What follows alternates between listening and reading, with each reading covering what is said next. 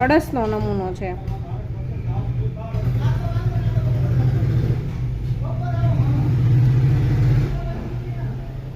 તમે જો નમૂનાથી કરતા હશો તો તમારે છે એક જ સાઈડનો ભાગ છે એ જોઈને છે એ કરવો પડશે કે અહીંયાથી માંડી અને અહીંયા સુધી જે આ કેસરીના 10 મોતી આવ્યા છે ત્યાં સુધી જ તમારે છે એ નમૂનો છે એ જોવો પડશે।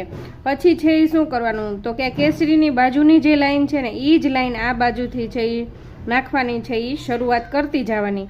ધીમે ધીમે ધીમે છે તમે આ લાઈન અહીંયા આ લાઈન અહીંયા એમ કરતાં કરતાં છે એ બધી જ આમ લાઈનમાં લાઈન જોતા જશો અને આ બાજુ નાખતા જશો તો આ બાજુ છે એ કમ્પ્લીટ છે એ પૂરું થતું જશે।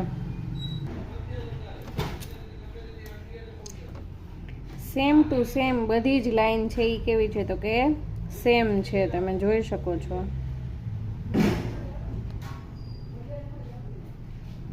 હવે ફક્ત આપણે છે એ એક જ લાઈન બાકી છે અને આપણો કળશ છે એ અહીંયા છે એ કેવો થાય તો કે પૂરો થાય છે।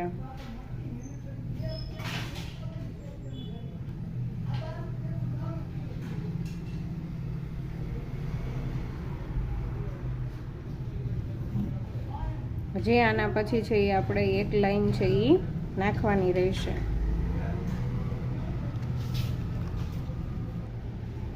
અહીંયા જોઈ શકો છો તમે આપણો કળશ છે એ કમ્પ્લીટ છે એ પૂરો થઈ જાય છે।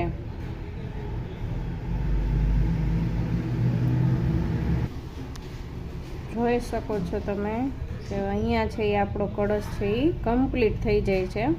બતાવું તમને નજીકથી કે કેવો લાગે છે એ।